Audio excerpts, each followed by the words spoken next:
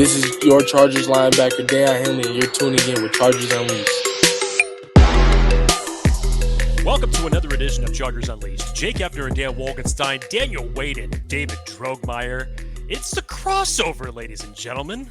We always love these type of episodes, bringing on the Locked On guys. It's been a minute since we have gotten a chance to speak to the gentlemen from the Locked On Chargers podcast. Obviously, a lot to cover today, as a lot has transpired over the last week in Chargers land. Obviously, the Jim Harbaugh news has everybody, and well deserved, everybody in a frenzy.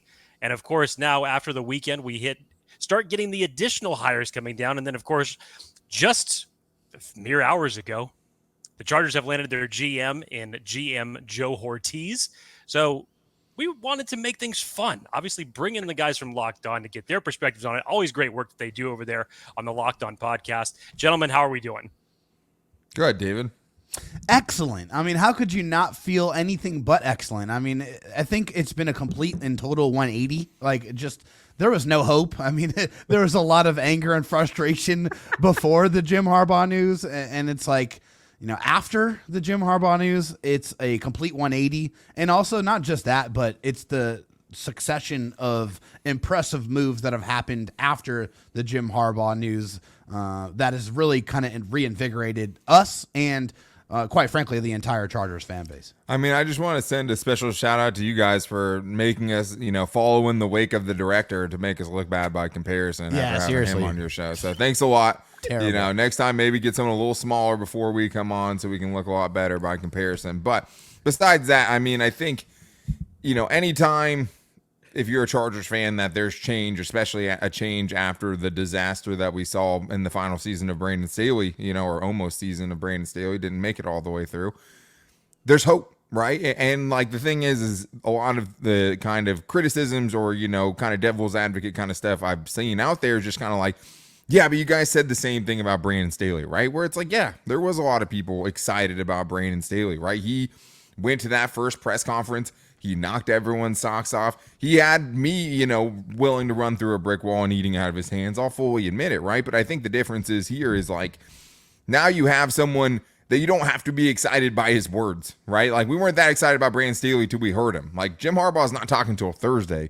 You already see kind of the response from Chargers fans because it's like, hey, this is someone that gives you that legitimate hope, and he gives you hope because of the track record. Not what you hope he can be, right? What you've already seen he can be. So I think that's why this one feels a little different to me and why things are so exciting in this new era of Chargers football. Preach, Brother Wade. Yes. Brother Wade coming in firing. Look, it's just a new era of Chargers fandom, of covering this team, of this franchise. And I think that's what has Chargers fans hopeful. And Jake and I, we had talked about this like a couple days ago. As that Raiders game happened, nobody was excited to talk about the 2024 season or the offseason. Yeah. It was all just thunder showers and there was no smiles. And then the Jim Harbaugh news begins to creep in and you're wondering like, no, this can't happen. This can't happen to us. We're not excited for these things. We don't get to have these things. And then you hear about, the culture that Jim Harbaugh brings once he's hired. And you hear about the types of players and the type of staff that he would bring with him. And you think, okay, well, could it actually happen? Could he actually start doing that? But what does it look like for the Chargers? And now we're seeing what this is starting to look like. And the culture and the types of hirings that he makes that he's so known for. So that's what we're going to talk about. And that's what everyone is excited about. Like, obviously, Jim Harbaugh and the effect of Jim Harbaugh. But now we get to talk about like the realities of the effects of Jim Harbaugh, like the staff that he brings in, like the NFL draft implications, like solving big problems that this team has in the offseason, and the expectations that are now heavily on the shoulders of this franchise. And so I think, Jake, to kind of start this off, like, I think we have to give credit to Dean Spanos and how he took this opportunity, because this was a gigantic opportunity, but also a chance for him to go down in flames if he didn't hire Jim Harbaugh. And so I guess maybe David or Daniel take it away, but like, is this the biggest move in franchise history? Like, single move, like transaction, personnel, player, you name it. I think it is. I mean, to me, you can look back and say Marty, right? And Marty was a very well-proven coach by the time he took over. He was an established coach, which is something they hadn't had a lot of up until that point, right? Like, and there's Don Coryell, and that's what a lot of people want to bring up. You know, those great coaches of yesteryear. Don Coryell became who he was with the Chargers, right? It wasn't like he came in and everyone knew, okay, this is the guy that's going to lead, you know, the NFL into the next revolution of, you know, what football looks like. Yeah. With Jim Harbaugh, you're getting someone at the height of his powers, right? Like if before Jim Harbaugh was available, if you go get Bill Belichick or something like that, you would get credit, right? Because it's still making a big swing, but you would still be banking on the fact that he's going to figure it out again, right? Like that he is going to come back and be much better than what we saw from the Patriots over the last couple of years. Same thing with Mike Vrabel, right? Like you're hoping guys that have been good, who have proven they're good, but have been bad recently, can come back and rediscover it and find it again with your franchise and rebuild it, right, with you.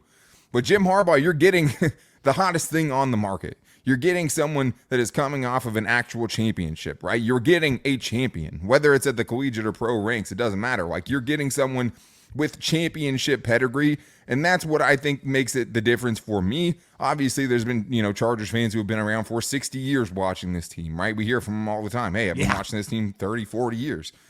Maybe things felt differently in those times.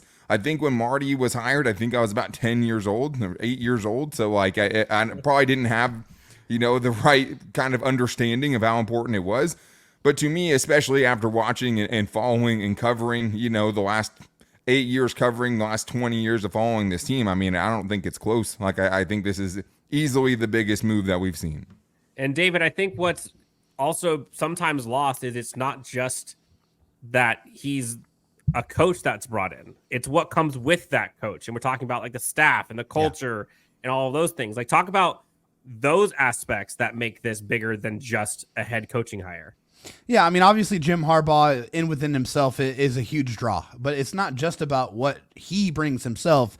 It's about who he surrounds himself with. Jim Harbaugh is known for putting together phenomenal staffs, and he empowers those coaches and he develops those coaches, and, you know, they, you know, become, you know, essential parts of his success. And so a couple of names we already know about: Jesse Minter, defensive coordinator from Michigan. He's going to be coming along with Jim Harbaugh, and he's going to be the Chargers defensive coordinator, cut from that Baltimore Ravens style of cloth. That's where he came from. That's where he kind of learned under.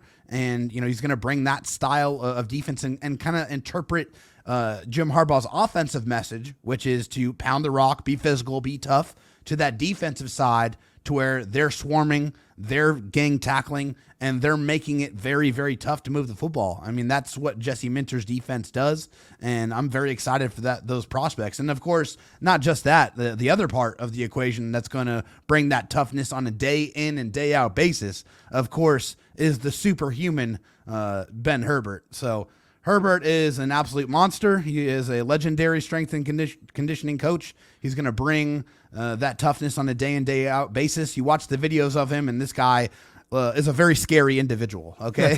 Yeah, this is a guy that is going to look through your soul. And I think it's going to really be a wake up call, because he's going to change the way that this Chargers roster looks and the way some of these players operate. I think they're in for a little bit of a rude awakening with Herbert. Jake, I don't know if you saw this. Did you see the video of Jim Harbaugh talking about his first handshake with Ben Herbert, and how he like basically took his soul right from him, like right there, and he's like, "But the second time around, I made sure this wasn't going to happen again."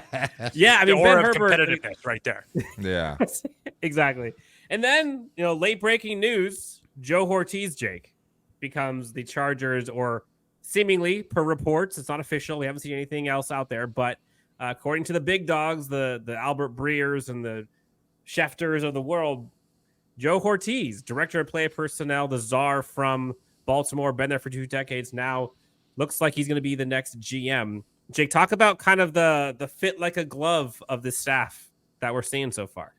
I mean, when it came down to those final four between Ed Dodds, Ian Cunningham, Joe Hortiz, and Brandon Brown, you all could see just the connections that they had with Herbert. But when you start digging into the weeds a little bit more, people could understand why Ed Dodds would make a fit. People could understand why Ian Cunningham could make a good fit. I was a huge advocate of his, just thinking because what he's dealt with, the places that he's been previously in Philadelphia, Baltimore, has that experience in dealing with tough salary cap situations.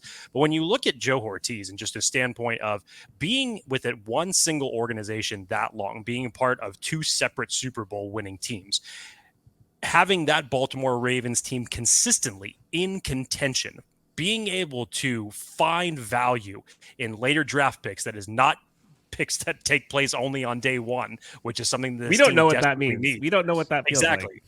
Like. But you just look at that and you could think to yourself, from day one, Hortiz and Harbaugh are going to mesh so well. And I've told you this repeatedly, just from the standpoint of almost looking at it as a similar type of Jimmy Johnson when he came over to Dallas from the Miami situation, and just wanting his guys and knowing exactly who was going to be able to piece together this team. He had his vision. I think that him and that Hortiz and Harbaugh are going to have the exact same vision when it comes to building this team. Everybody should be stoked about this GM hiring. It's going to be a great thing for this Chargers team for years to come. And it's not just like his pedigree. It's not just his experience with personnel, but like the fit of all of these guys.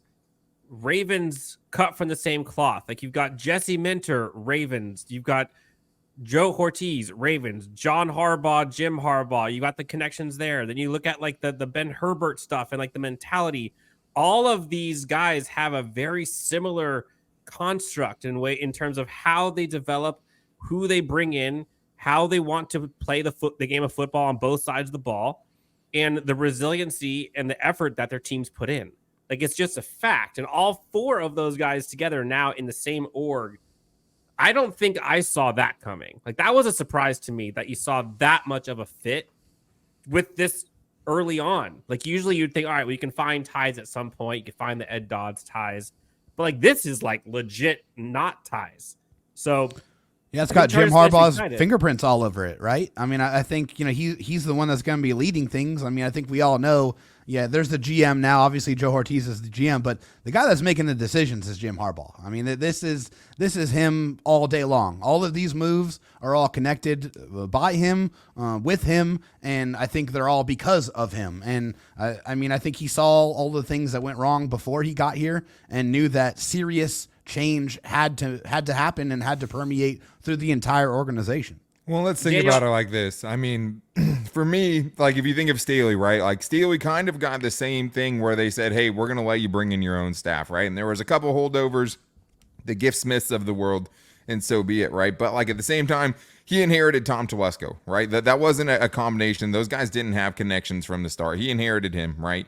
Also, there was a few of those kind of hirings, whether it be Derek Ansley, whether it be Chris Beatty or guys like that, where there was no actual direct connection with them and Brandon Staley before he got there, right? He was going and trying to handpick different guys from different organizations and different cultures and different college football teams and bring them all together and kind of, bring them into the fold of the culture he was trying to build. Not guys who lived it, right? Not guys who had been in that culture for multiple years and decades in some cases, like Joe Hortiz. And I think the other thing, going back to Jake's point about kind of the Final Four there, is, are we sure all four of those guys wanted to be with Harbaugh knowing that Jim Harbaugh had the full personnel power, right? Do all of those guys want to be with Jim Harbaugh when Jim Harbaugh is probably going to get a lot of the credit as the guy who has that kind of personnel power if they're going to take over that job? That's one of the things that I thought about. So you get someone, the kind of finalists, the guys who got the second interviews, Brandon Brown, someone who is a rising star through the industry kind of thing, who would probably be willing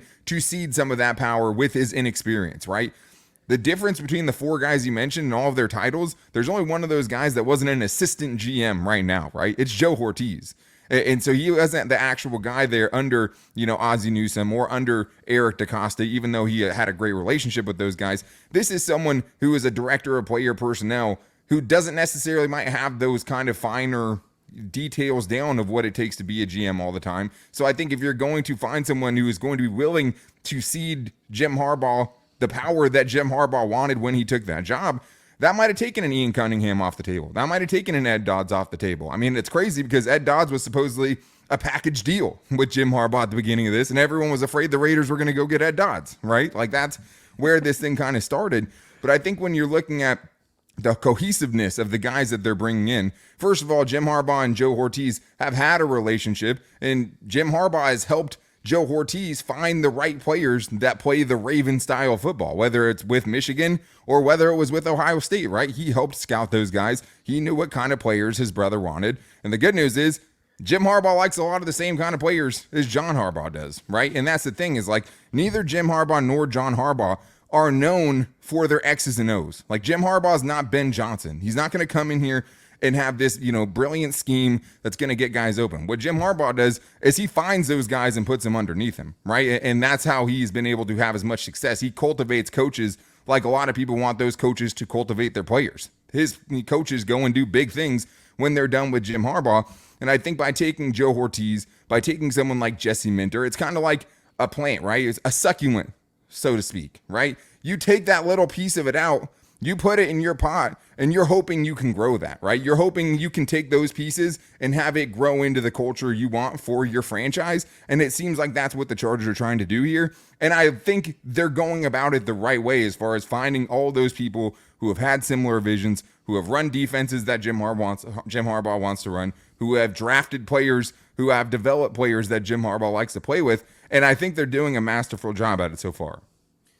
And that kind of leads us, Jake, into like the next part of this is, all right, so we're starting to see these bigger names come in, but there's still a lot to be found out about the rest of the staff. Like, let's talk about, before we get to like NFL draft and offseason stuff, which we'll get into, like, talk about like what we should expect with the rest of the coaching staff in the front office. Like, do we think that we'll see, I think we already heard Jim Harbaugh talk about how impressive Ed McGuire is, so I'm pretty confident he's staying. Like, will JoJo Wooden remain as the assistant head coach? Like, who's going to be the offensive coordinator? Like, what should Chargers fans, or what do we expect to kind of continue this rollout as we move forward in the next few weeks? I guess the first question to that is, and this is obviously for everybody just in terms of reaction to this entire fan base in general, but did you ever think that we would be sitting here talking about a coach for the Chargers with this much control and putting everything together brick by brick? It's phenomenal to have this conversation. That's number one. Number two is, how is everything else going to pan out? Well, okay, we've heard some of the rumors about Greg Roman possibly coming in. Now, collectively, we all have our opinions on what his role should be, and that doesn't have the initials and what it shouldn't be, and what it shouldn't be. Yes, and what it shouldn't be. So, as a run game coordinator, and you hear the reports about this in some capacity. Jay Harbaugh, Greg Roman are going to come over and join the team in some capacity. That would be ideal for Greg Roman to come over as the running game coordinator. That's what his bread and butter has always been. That's what is needed for this team, because the Chargers running game has been a work in progress. That's the nice way to put it. Over the last 2 years. Well, I decided to be nice. I could have just gone the full spectrum and say it's been an absolute ass clown show. There you go. There it is. I chose to be nice about it. So you bring in Greg Roman to, I think, give a little bit of juice to that. I think that it'd be interesting to see how this Chargers offensive line would be improved, because yes, you have Rashawn Slater. Yes, I think you can get better out of Trey Pipkins. He had a down year. Obviously, Jamari Sawyer and Zion Johnson, I think we're still adjusting to their new situations. And the big one, you need a new center with Corey Linsley. So I think you need to bring in a new offensive line coach with this one as well. Harbaugh likes to build through the trenches. So you're going to overhaul that. Is Gift Smith going to remain with this team? That would be an interesting one. He's been with the organization for so long. Honestly, I would be a bit surprised, just based off of how much the players love and respect him, if he was one of the ones that was gone from this whole rebuild of the coaching organization.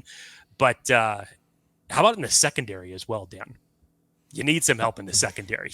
You need some major help in the secondary. Mike Davis no longer going to be there.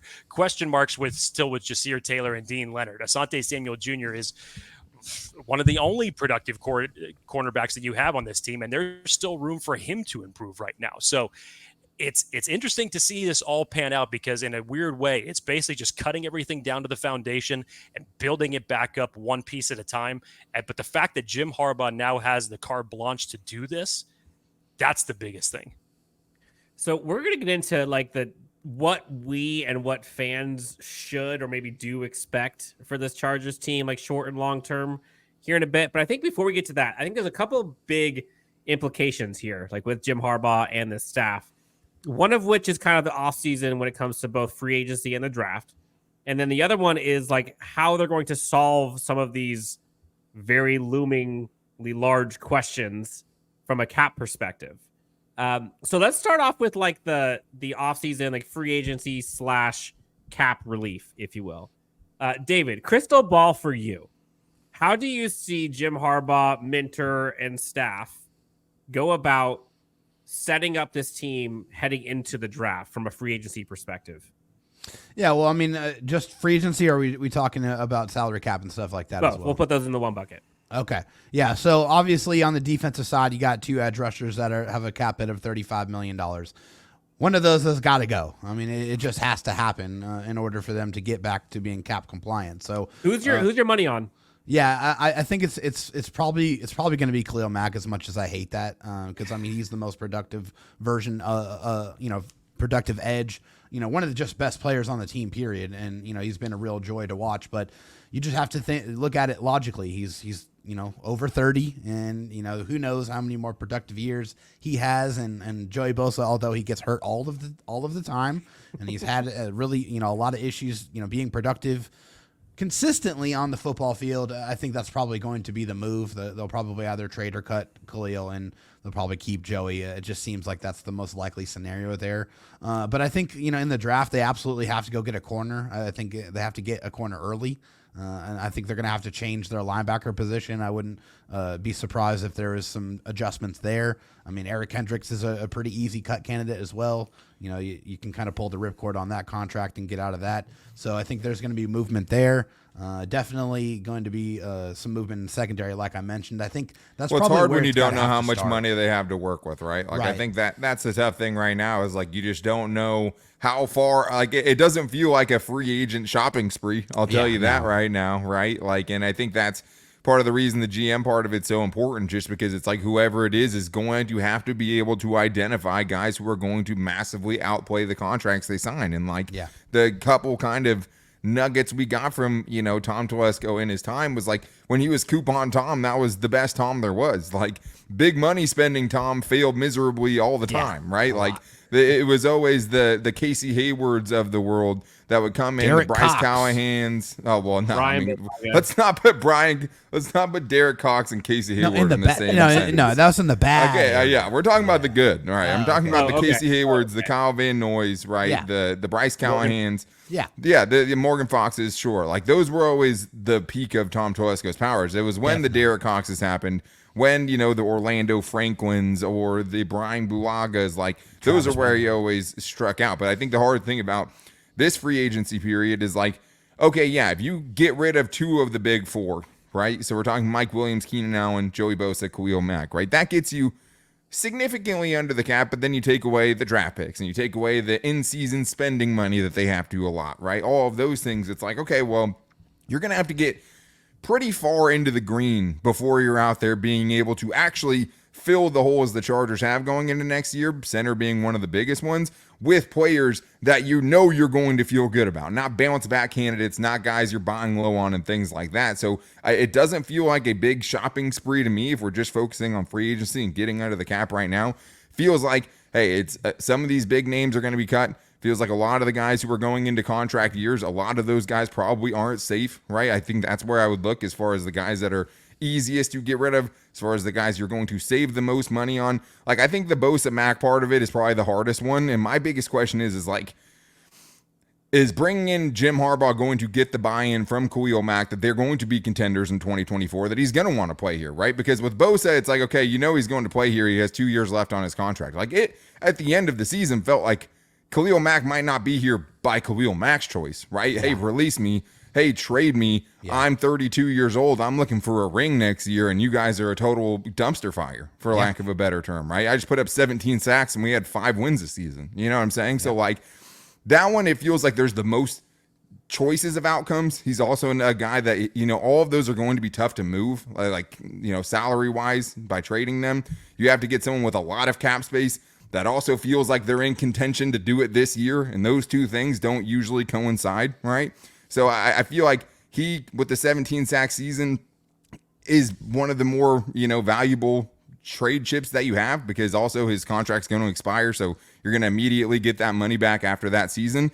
But at the same time, like, how do you let go out of those two players? The dude who just had 17 sacks, to me, Khalil Mack feels like a Jim Harbaugh type of player, right? Totally. Like, if you're talking about between the two of them, Joey Bosa or Khalil Mack, which one of those guys fits what Jim Harbaugh likes? Yeah, K-Mac for sure. It feels like it's Khalil Mack for sure. So, I get it. Like, Khalil Mack financially probably makes a little bit more sense. If you're talking about age, it makes more sense. But, man, it does feel like he's the type of guy that Jim Harbaugh would want to keep around. And Daniel Popper put out an article that kind of talked about like the few scenarios, like you have like the rip off the Band-Aid, then you have the keep the band together, and then somewhere in the middle. The Khalil Mack piece, like if it was me, I'm keeping Khalil Mack. I'm finding a way to restructure that to give him another year or two on the contract. I know his age, but the dude just had the best year of his career. Yeah. So I'm comfortable giving him another year or two on that with the ripcord, pushing. Are you some of that feeling the money same about Keenan Allen too? Would you say the same thing? 100%. 100%. And so, like, the way I see it is, like, restructure those two. Extend Mike Williams, them. Right. Yeah, restructure, extend. Mike Williams, Keenan Allen, probably Mike Williams is the one that goes. Yeah. And then on top of that, you add the money of Eric Kendricks. You add the money of most likely 99% retiring Corey Linsley. Right. And that's another $15 million. And you're right It's not as bad as people make it out to be. Yeah. And that's the thing. And so I guess the other part of this is, Jake, of the guys that are currently free agents now on this Chargers roster, who would you say, if you had to only pick one, and we'll go around the horn here, if you had to only pick one free agent that you had to bring back, we're talking guys like Lohi Gilman, Gerald Everett, Mike Davis, Austin Eckler, anyone? There's a whole bunch of guys. So if it was up to you guys around the horn, who you bringing back? It's Gilman for me. I personally think he actually earned the contract for how he played. You saw a little bit of it toward the tail end of last season, and then what you saw him do this season. I thought, from a standpoint of him always just trying to find a way around the ball, he showed a lot of his ball hawking skills, actually, in terms of making interceptions, creating turnovers. I thought the pairing between him and Derwin, especially when you just like project what that could honestly be in this Jesse Minter defense, I don't think it was able to live up to its full potential under Brandon Staley. But I thought him as an individual, I thought he did enough to earn a second contract based off of where he was drafted, where he was on the depth chart. Obviously, the people that came before him and Nasir Adderley, I thought he had earned his way to the top to get that starting spot.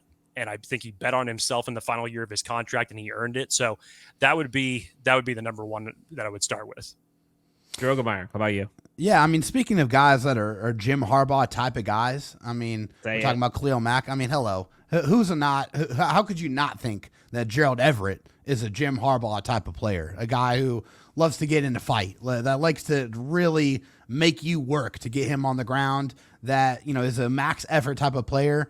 Like, that's a guy who I think I'd love to keep around. I mean, I don't think it's probably going to happen, more than likely. I just think that they're probably going to go to the draft to address that position. But if it was up to me, I would love to see Gerald Everett back here with the Chargers, because I love the brand of football that he plays. I'd love him to return as tight end 2 behind someone. If they draft him at 5, will be epic. Brock Bowers.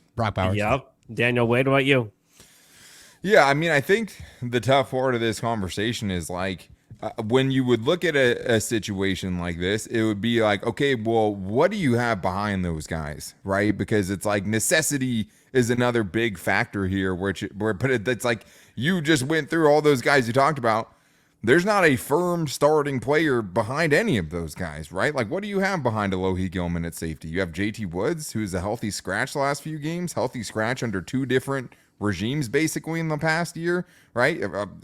Isaiah Spiller behind Austin Eckler, because Joshua Kelly is a free agent as well, right? So like you have another guy who is a healthy scratch for 2 different regimes just in 2023. Like, how can you feel good about those guys even at tight end? You have Donald Parham under contract. What does that do for you, right? You feeling that good about Stone Smart, one big play against Packers? Not really. You know what I mean? Like, I get what David's saying about Gerald Everett. I would say that him with the ball in his hands definitely is a Jim Harbaugh type of player as far as the toughness and tenacity that he runs with when he has the ball. At the same time, that's not usually what Jim Harbaugh's tight ends look like, right? They're usually, 6'5" dudes who can put their hand in the dirt and play at the end of the line of scrimmage and go and block people too. Like, I like Gerald Everett a lot. He's an undersized tight end, right? At 6'2", 235. Like, I like from a production. I mean, Gerald Everett always feels like the guy that like is right on the cusp of a breakout, right? He felt like that when he was with the Rams. He felt like that when he was with the Seahawks, and he seems to do a little bit better every year, maybe leading up until this year, missing a couple games. But like, it always feels like he's just scratching the surface and it never fully turns into a breakout. I would follow Jake's lead in this one. I think Alohi Gilman at safety, even though to me, in Jesse Minter's defense, maybe the, limitations of their skill sets, Derwin James and Alohi Gilman can be kind of, washed away a little bit. You're not as worried about it with Jesse Minter coming in potentially. But like, in reality, both of those dudes are box safeties, right? Both of those dudes are better when they're closer to the line of scrimmage. I mean, that's what Alohi Gilman did so well, is not only the forced fumbles, which he had a ton of, he had a couple of interceptions, but the biggest thing is on fourth downs, a stat that's much harder to track. Like, how many fourth down stops that dude got, whether it was a pass breakup or whether it's shooting up on somebody in the flat to make a tackle in the backfield, right? But like, prime Derwin James, that's what he did too, right? He was known for blitzing. He was known for being, a National Geographic channel when he decided to get downhill and go plant Josh Jacobs or James Conner into the dirt, right? Like, that's what we all knew and loved about Derwin James. So like, their skill sets to me, like, I still think you wish you had someone with a little bit more range. Like, I don't think Alohi Gilman has that kind of, range to be a center fielder, right? Or to necessarily make a ton of plays on deep balls. And when Derwin James and him were out there, we weren't seeing a ton of plays made on deep balls, right? So that part worries me a little bit, but at least as far as production, like, I don't think you would look anywhere else other than Alohi Gilman for which of these free agents would be most important to bring back, especially considering, it's someone like JT Woods, and that's about it behind him, and a few undrafted free agents. Jake, I think so before we get to predictions, I shouldn't say predictions, expectations, I should say, for the season and seasons moving forward. I think having Jim Harbaugh and this staff may have changed kind of the outlook on the possibilities of who the draft would fall to for the Chargers, who they draft, why they draft, when they draft certain positions. You can go any way you want. You can go at number 5. You can go types of players that they're going to draft. You can go when they're going to draft certain positions. But let's kind of go around the horn real quick. What is the biggest thing that Jim Harbaugh adjusts in terms of who the Chargers draft this season? It really throws kind of a monkey in the wrench of everybody else's projections, especially for the Chargers drafting at 5, almost being in a position to get a Marvin Harrison Jr. But now at 5, there's been this, good Lord, there's been this essentially division among the draftniks on Twitter between Brock Bowers, Malik Neighbors. Now, truthfully, the Chargers can go wrong with neither. If it were me, I would lean towards Brock Bowers. It just seems like more of a Jim Harbaugh type of a pick. He's very familiar with him, obviously, during his college time in Michigan and when he had to go up against him. But just from the standpoint of what he does to the game that Jim Harbaugh would want to run, that I think meshes extremely well. Now, there's a lot of people, obviously, that would make even more of an argument to say, a Joe Alt or an Olu Fashanu at 5, you go offensive line, do you build in the trenches with what Jim Harbaugh wants to do? Hell, Dan, I've been asking for a trade back for the last decade. And we still haven't got it. But what if this is the year where Brock Bowers and Malik Neighbors are there, that a trade back finally happens of all damn things? And with Joe Hortiz, it actually seems more possible that it could happen now. But if it was me, I would lean towards Brock Bowers, again, from the standpoint of everything that we were just talking about, especially with David bringing up about Gerald Everett. You just look at that tight end room in general for the long term. You don't have that type of a guy that can change the game the way we see a Sam Laporta doing it, the way we see a Dalton Kincaid doing it, a Travis Kelce, a George Kittle, a Mark Andrews. Justin Herbert needs this weapon, and he hasn't had it since Hunter Henry in his rookie year. So if it was me, that's where I would tip my cap to. But I wouldn't fully rule out Malik Neighbors because the wide receiver room for the Chargers is definitely going to need a lot of work over the next for several years. So, David, that's going to be my question for you then. So looking at wide receiver or corner, position specifically, which one of those do you think is most important, and which one of those do you think gets drafted first?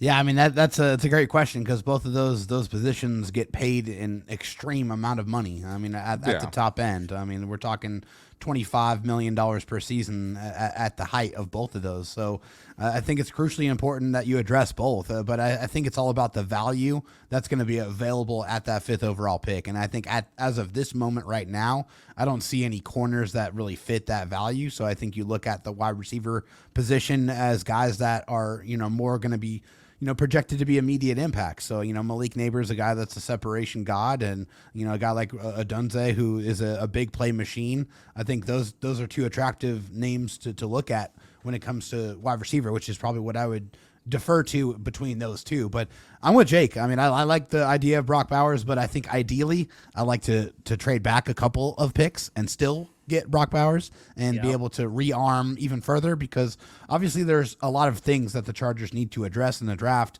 and who knows if they're going to have enough ammunition to be able to do it with just 7 picks. All right, Mr. Wade. So we got Bowers and Neighbors, talked about ad nauseum, obviously.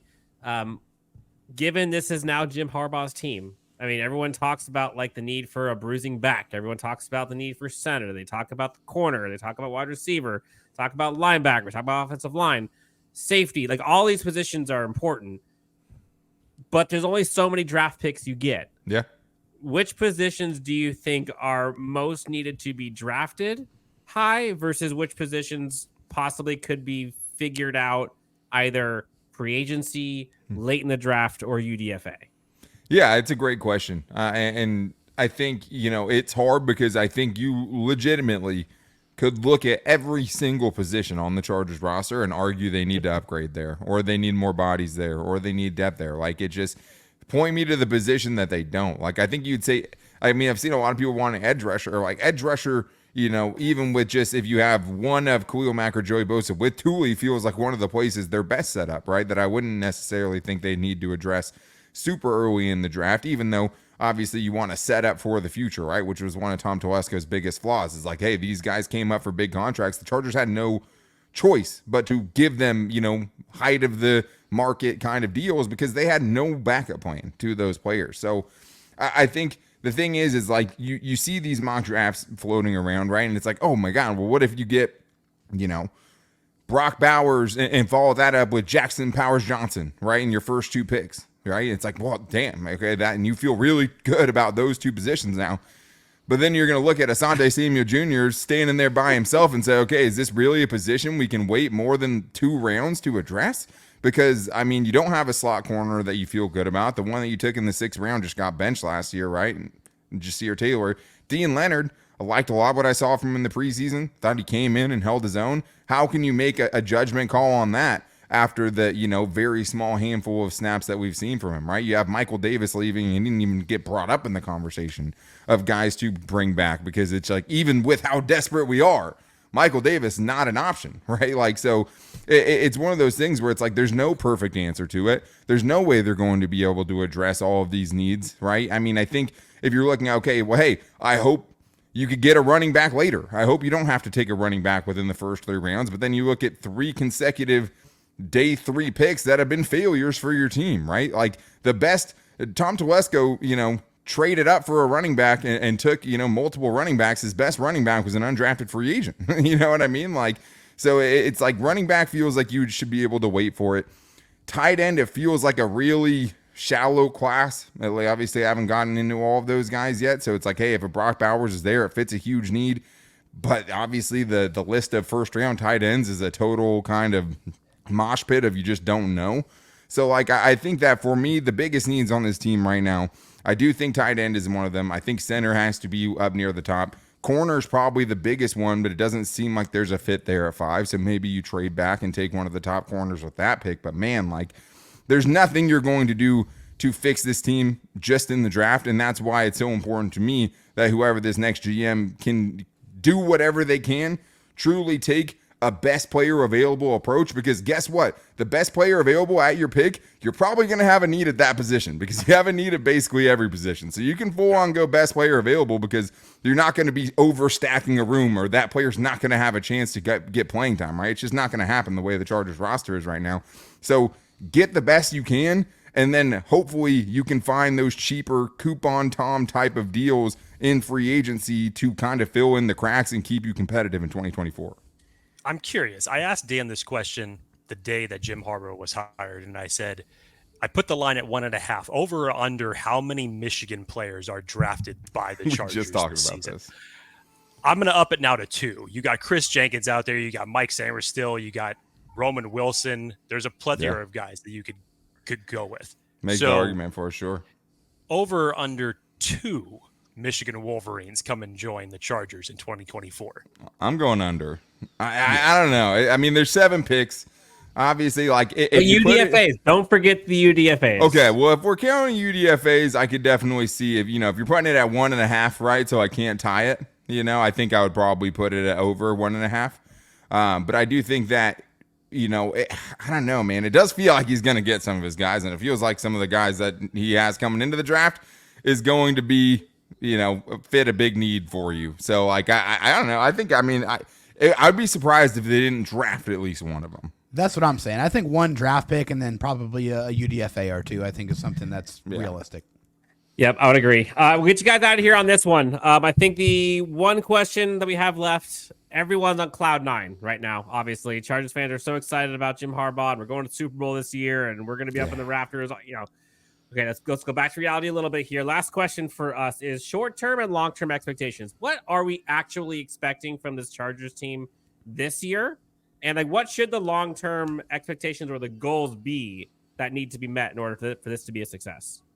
Good, David. Yeah, I mean, I think I expect them to be competitive at least in year 1. I think that's what Jim Harbaugh does. You see at every stop that he's been to, he turns things around very quickly, and he's competitive very quickly. So I expect them to compete for a wild card spot this year. I do think that's realistic with what he has done. I think long term, I think probably 3-4. I expect them to be in the conversation for a Super Bowl and try to attain that eventual goal. David's calling a Super Bowl. I mean, that's as good as it gets. That's what this move was about, right? This move was about according to him, that's the only reason he came back, right? That's what we talked about. I think we got a full 10 plus minutes just on the 3 sentences he said on the CBS NFL booth the other day when he was on TV. I mean, he's coming back for one reason, right? College doesn't have a Lombardi trophy. That's what he said, and I think he believes it. I don't think he would have taken this job if he didn't, have the 5-year plan of, hey, I can turn this thing around and I can turn us into a Super Bowl champion, right? I think in the short term, I've said this on our show, me and David have talked about it. I do think they compete for a playoff spot. I think if you're, guaranteeing me obviously 17 games of Justin Herbert, right? That's obviously a big part of it, and protecting him will be his biggest goal. But I think they absolutely can compete with for a playoff spot, a wild card spot, even with, the roster overhaul that we might potentially see. And we'll have a much better idea of that within the next month, right? Of how different is this team going to look? And I think the thing is, it's okay, even if it looks super different, can it get much worse? You know what I mean? Even if we're seeing a lot of the guys that, led them to that 5-win season last year, it's I think the shock value of the names you might see move on is going to be a little shocking at first. And you're going to think how could we be better if we're losing all the people that we know?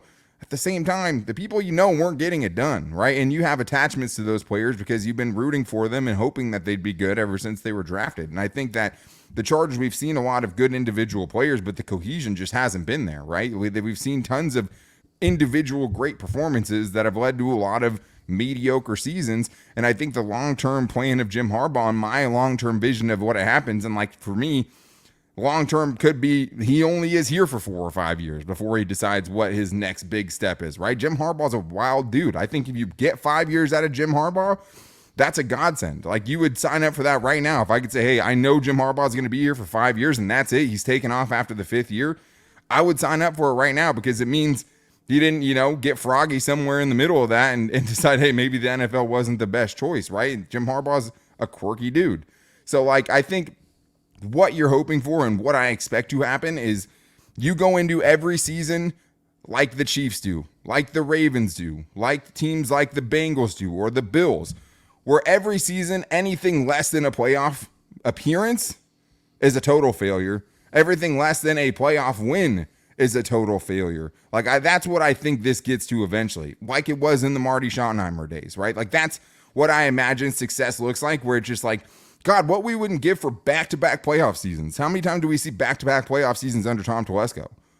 It rhymes with hero. It was 0. It never happened, right? So, like, that's what I'm expecting with Jim Harbaugh is competitive every single year, and every year you're going into it thinking, okay, the Chargers are a playoff team, and anything less than that is a total failure, and I do think he can build this into that where, hey, it's tough. You're going up against Patrick Mahomes. You're going to have to take out the likes of, Lamar Jackson and a Josh Allen and a Patrick Mahomes and a Joe Burrow on your way to a Super Bowl every single year. It might not be multiple Super Bowl performances, right, or appearances, I should say, but like it feels like every year they're going to put themselves in the conversation, and we're going to be here talking about, hey, this is a competitive year, and the Chargers are going to be in it at the end and give themselves a chance to make a deep playoff run.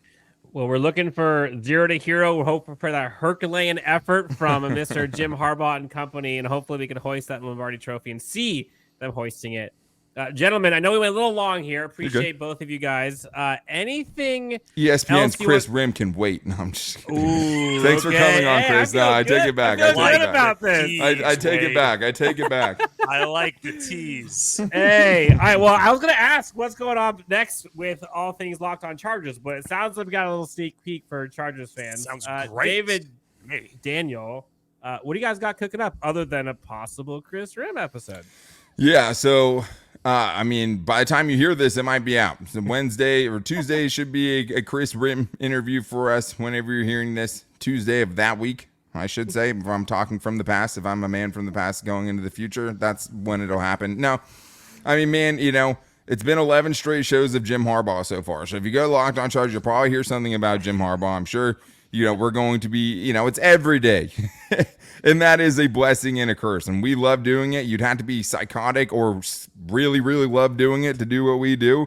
And I'm somewhere in between those two things. But yeah, man, it's nice though. Especially in an off season like this, man, where it's like you want to be on here talking every day. You want to be here for every update and every position on the staff that gets filled. So, hey, man, there's so much going on with the Chargers right now. So whether it's big time interviews, or just covering the big time moves the Chargers are making themselves, we're going to be there every single day. David, what do you got going on? Are you going to be coming out to LA, coming up to SoFi for a game this year? Absolutely. I'm going to try to make it out to the new facility. Oh, now he is. Now the Jim Harbaugh's here now. Hey, David was making the trip from Texas for Brandon Staley. He's definitely getting out here for some Jim Harbaugh this year, especially at El Segundo, right? You better believe it. I want to check out the new facility. I want to be out there seeing what Jim Harbaugh's Chargers and our Chargers look like for the first time running this football team. I am stoked about it. I think we're all excited about it, and we're going to be here every single day, 5 days a week, chronicling everything that happens with the Chargers. So, that's what we have to do. That's the job here at Locked On David Chargers. sounds so sad about it. Don't be sad. No, I promise. We're not sad on the show. I promise. No. But what I'm hoping for is that I can I'm hoping what I can do is I can sync up my paternity leave because I have a baby on the way with Chargers training camp. Right, so it's like, hey, I have to not work for these 6 weeks because I have a baby, and not because I'm gonna be driving up to El Segundo. They don't need to know that to watch Chargers training camp, but it's gonna be exciting. Wade is playing chess and not checkers. He's like syncing up when he's having babies and training camp. I literally impregnated her for training camp this year, El Segundo, Jim Harbaugh. That's how dedicated we are. At the I can get that paternity leave. You said it, not me. Hey, we're gonna. I had everything planned out. 9 months ahead. Yeah. Looked at the schedule. We're on time. Attention to detail. For David Droegemeier, Daniel Wade from Locked On Chargers, gentlemen, thank you guys so much for joining us. We always love having you on, friends of the show, all the time. Excited for you, Daniel, for the baby to be. Thank you. And for both of you guys, go check out the Chris Rim episode that's coming out sometime in the future, maybe in the past, depending on when this episode syncs up with it. Who knows? It's crazy. Gentlemen, thank you guys so much for hopping on. We really appreciate it. Anytime, guys. All right, guys. For Jake Hefner, Dan Wolkenstein, David Droegemeier, and Dan Wade, this is Chargers Unleashed. We'll talk to you next time on Chargers Unleashed.